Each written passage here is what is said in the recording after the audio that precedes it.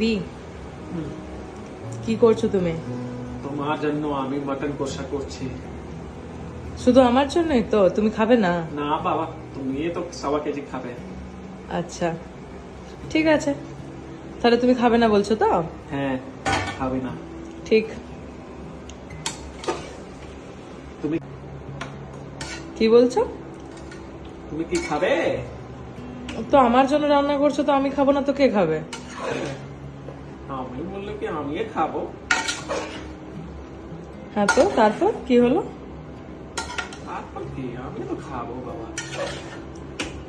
But তুমি তো আমার জন্য রান্না করছো, তাহলে তুমি তুমি না কি? তো তুমি তো বললে আমার জন্য রান্না করছো, তাহলে তুমি কেন খাবে? তো তুমি আমি আমি তুমি তুমি আমি কি না? হ্যাঁ? না, আলাদা। তুমিও তো আমি, আমিও তো তুমি। না, একদমই না। কে বলেছে এরকম কথাবার্তা? তো সবাই বলে কে বলেছে? পতি পত্নী এক। ঠিক আছে, তো আমি খাবো, তো তোমার তো খাওয়া হয়ে যাবে তাহলে। ঠিক, তোমার ইচ্ছা, দেবে তো খাবে, না দেবে তো না খাবে। আমি